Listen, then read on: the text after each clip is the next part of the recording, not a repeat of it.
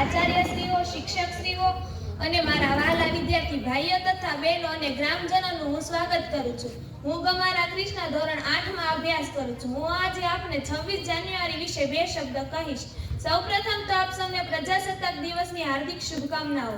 આજે આપણે બધા અહીં 26મી જાન્યુઆરીના પ્રજાસત્તાક દિવસની ઉજવણી કરવા માટે અહીં ભેગા થયા છીએ.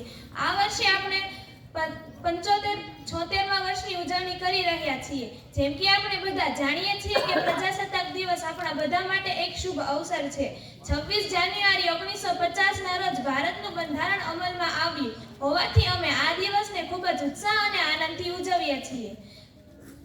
1947માં બ્રિટિશ શાસનથી આઝાદી મેળવ્યા પછી ભારત સ્વશાસિત દેશ ન હતો. 1950માં જ્યારે ભારતનું બંધારણ અમલમાં આવ્યું ત્યારે ભારત સ્વશાસિત દેશ બન્યો.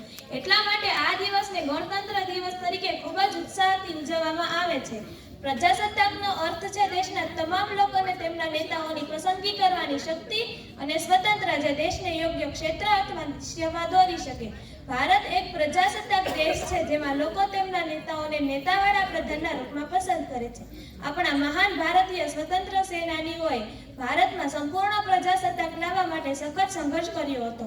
જેમાં મહાત્મા ગાંધી, જવાહરલાલ નહેરુ, લાલ બહાદુર શાસ્ત્રી, ચંદ્રશેખર આઝાદ, ભગતસિંહ, સરદાર વલ્લભભાઈ પટેલ, સુભાષચંદ્ર બોઝ, લાલા લજપતરાય વગેરે સ્વાતંત્ર્ય સેનાનીઓ હતા.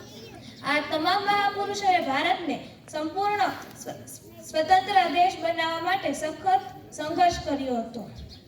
આપણે બધા ભારતીયોએ આ મહાપુરુષોના બલિદાનને ક્યારેય ભૂલવું જોઈએ નહીં. તેમને યાદ કરીને વંદન કરવા જોઈએ. તેમના કારણે જ શક્ય છે કે આપણે આપણા દેશમાં મુક્તપણે રહી શકીએ.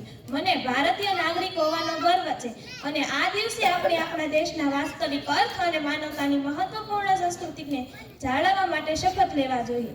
15મી ઓગસ્ટ 1947ના રોજ દેશ આઝાદ થયો પછી બંધારણ સમિતિની રચના કરવામાં આવી, જેના અધ્યક્ષ ડોક્ટર બાબા સાહેબ આંબેડકર હતા. આ સમિતિએ ભારતનું બંધારણ ઘડ્યું. 26 જાન્યુઆરી 1950ના રોજ આ બંધારણ અમલમાં આવ્યું હોવાથી પછી આ દેશ પ્રજાસત્તાક બન્યો. આપણે રાષ્ટ્રની પ્રગતિ થાય તેવા કાર્યો કરીએ અને દેશ હિતની પ્રવૃત્તિમાં સાથ સહકાર આપીએ. જય હિન્દ, જય ભારત.